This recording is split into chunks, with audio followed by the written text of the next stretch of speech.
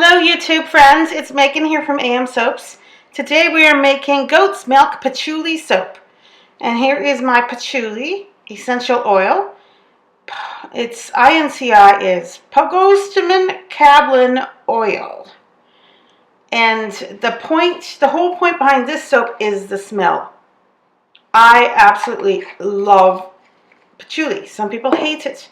It seems to me you either love or you hate patchouli. So my only design feature in this soap is the embed heart. In this one it's going to be purple. I chose purple because to me purple is like a hippie color and patchouli is a hippie fragrance. That's what I think anyway.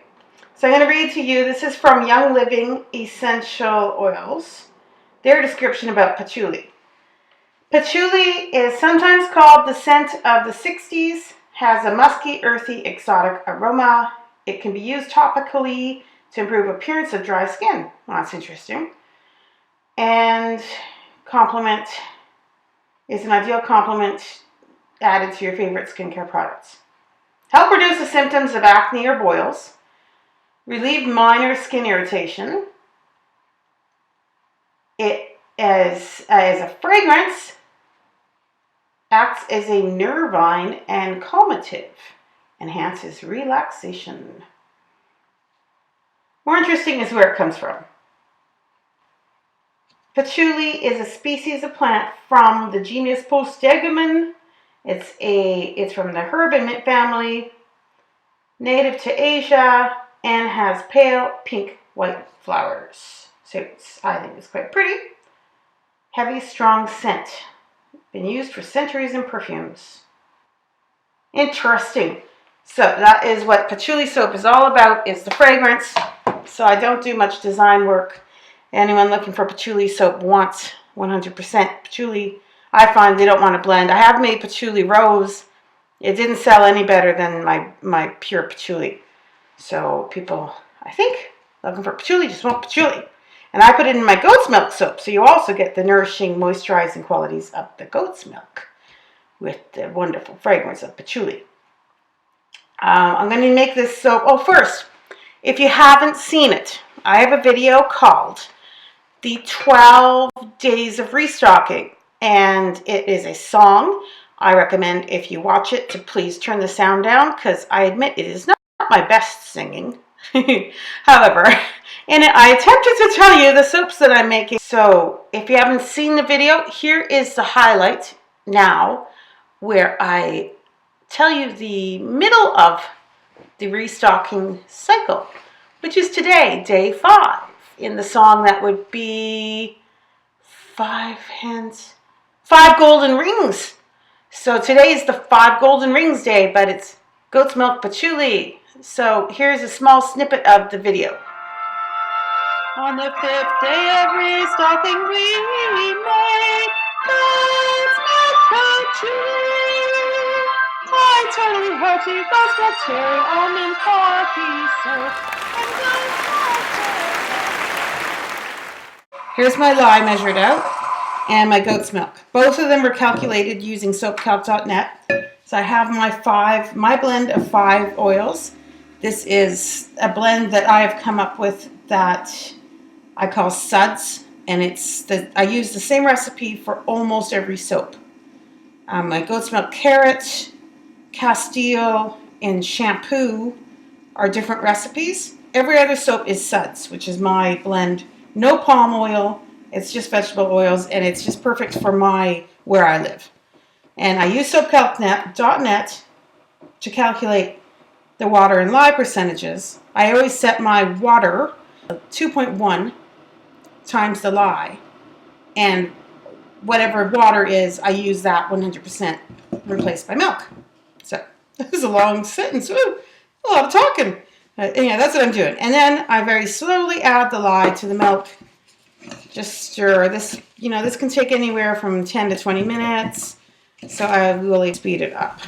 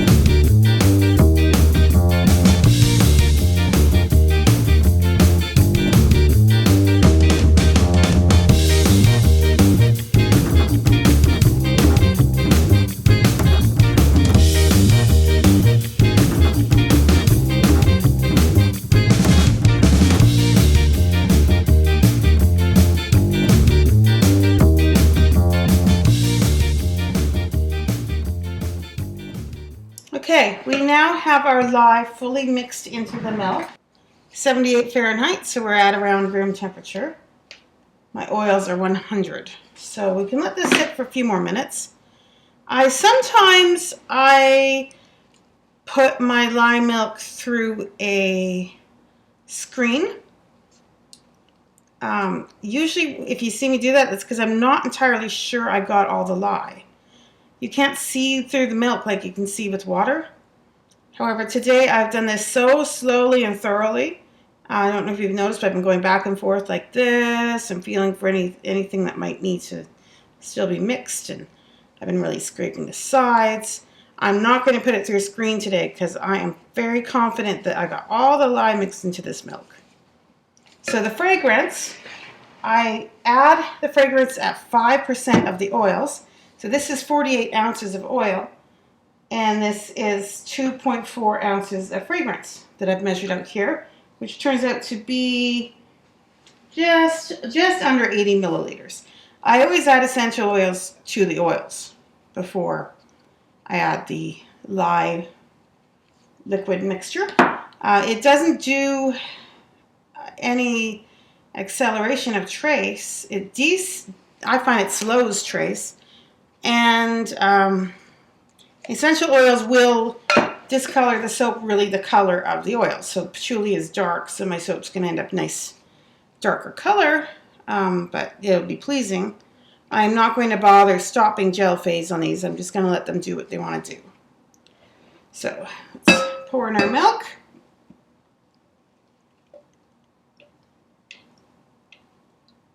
I always use my spatula to make sure I get all the lye. You need all the lye in. You have to have the ratio right, or your batter won't turn out the way you want it. So you need every bit of lye in there. And now I'm just going to stick blend this up to emulsification where it's just blended nicely.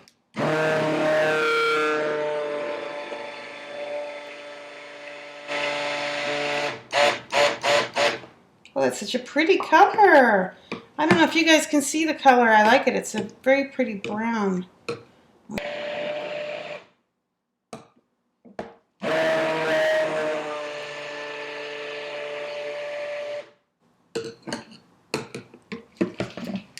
Okay, so this is emulsification. I have all the oils and the milk mixed together. It smells really good. It looks really good. And even without me doing much else, it's already thickening up. Trace will be when I lift it up and it leaves a mark on the top. It's not doing that right now.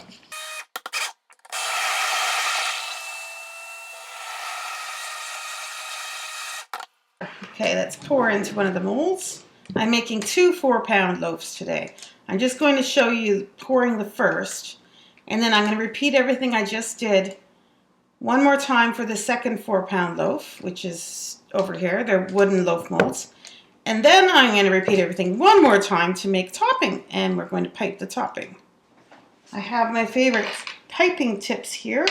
I think today I will use the Wilton 1M and the Wilton 2A. This is what I used for my goat's milk carrot soap that I made recently, and I was very happy with the top of it. It looks very creamy, so I'm going to do the same with this one. So let's pour into the mold. It's very fluid, so I don't have to worry about bubbles today. Now I pour up to there.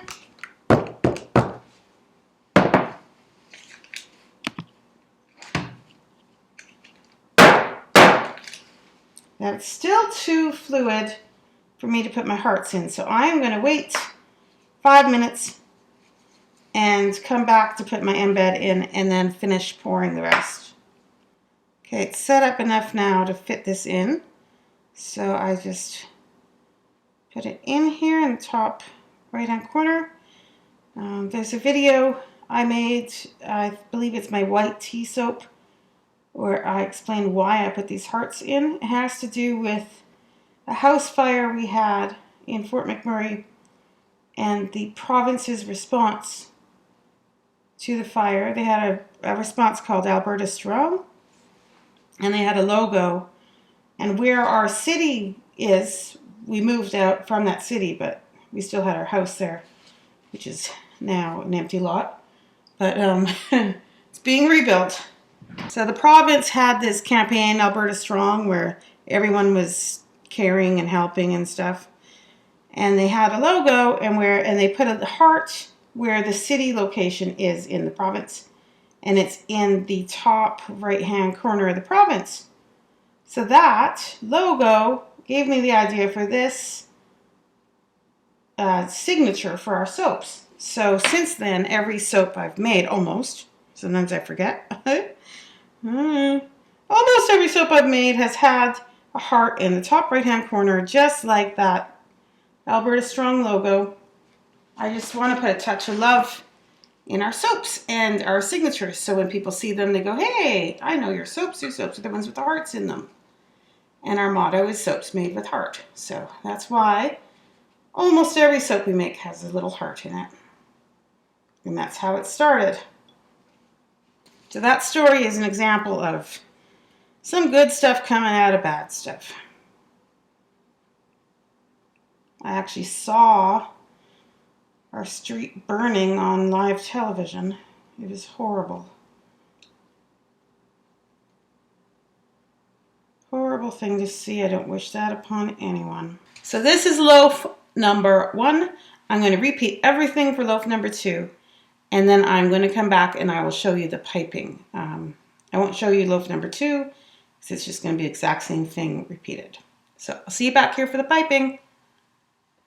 Hi everyone, I'm back now to pipe. I'm going to show you my little trick for piping. This is what I do, because if you wait until the batter is thick enough for piping, it's difficult to get all of the batter into your piping bag. So I put the piping bag, here's my tip, my bag, into a sandwich bag, and I prop it up in the sink. I just had some cups around it holding it, and it sat there for about half an hour to get ready. And I just keep poking it. It's just like the consistency of icing. So now it's ready. So this is what I did the other day with my carrot soap that I thought worked quite nicely. I just made round dollops in the middle here. And then I came back with the other piping tip and made that pretty cupcake kind of look. So it gave it a creamy appearance. I just combo of the 2 piping tips that day that gave it the appearance that I liked. So I'm going to try to redo that. I'm not liking these peaks here. So I'm going to try to do swirls like this. That's better. I put a little bit of titanium dioxide into the piping, the topping. I just felt it needed something, so when I cut it, you'll see the topping looks a bit different than the rest of the soap. Here's some round blobs there. Peaks. Maybe it has like a meringue look. Looks like meringue. Here's the other bag. See, same thing, sandwich bag around the top, and it's been propped up in my sink, held up by cups, as full as I could get it. I find if I wait until the batter is ready to be put into the bag, I just don't get as much of it out as if I pour it and then leave it in the bag thickening.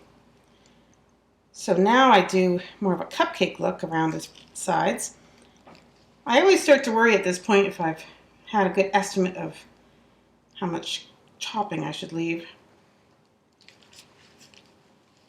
That's why I do things that go back and forth from loaf to loaf. But I have plenty.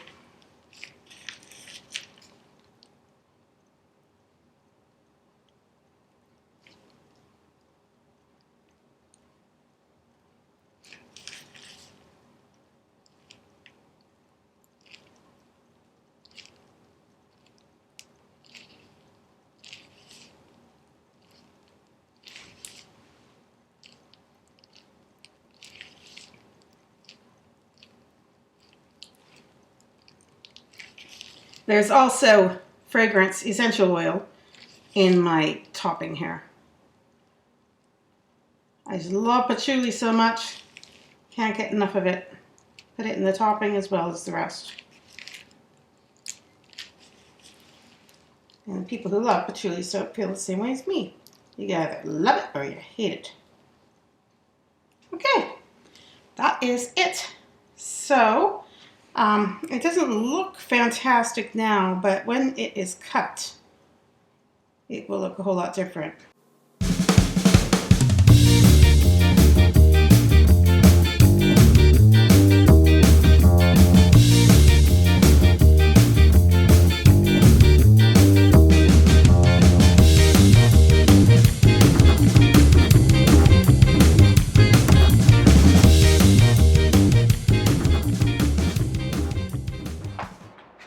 Hello all my YouTube friends.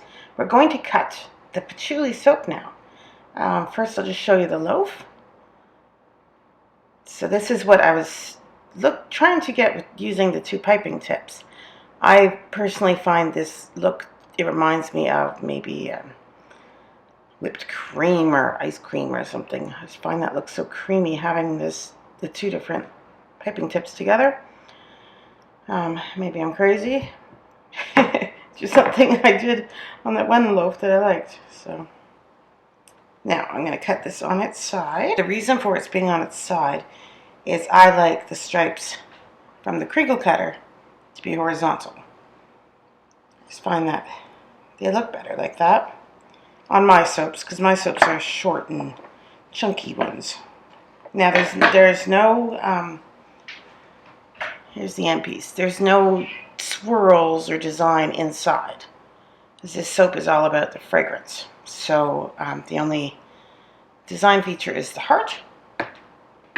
So these are going to all look alike.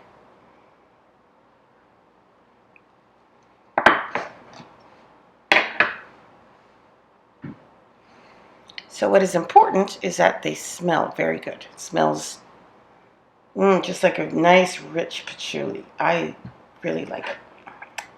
If you hate patchouli, you will hate this soap very much.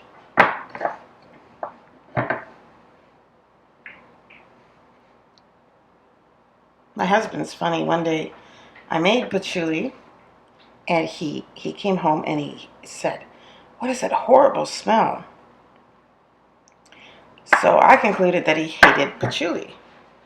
So after that day, I never made it again for a long time until he had a cold, and I thought, okay, well, here's my chance.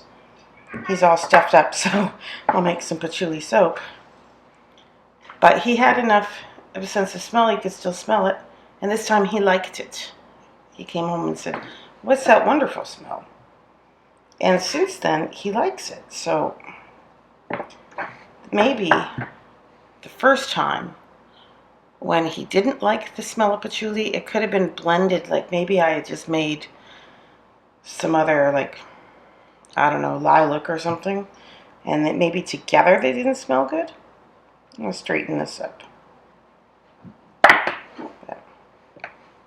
Or people change. Your sense of smell can change over time. What you liked at one point, you will dislike later.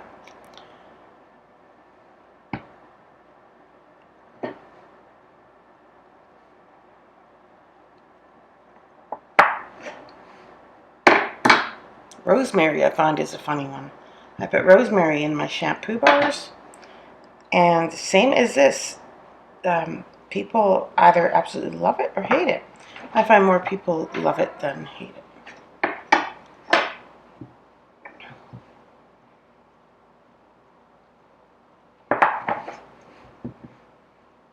Actually, I found that a lot of young people have hated the rosemary. They smell the shampoo bars and wrinkle up their little noses. So I don't know what it's making. Maybe it's making them think of medicine or something. I don't know. I've done this on a few bars. It looks kind of neat. Do crosshatch kind of look. That was spectacular. Isn't that neat?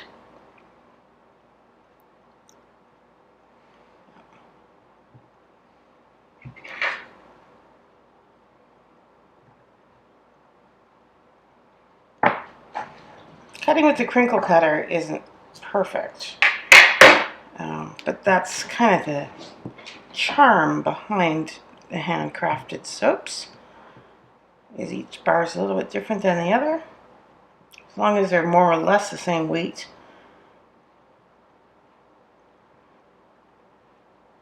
And we decided after we bought our harp cutter that we still wanted to continue to cut our milk soaps with this cutter, just to make them different.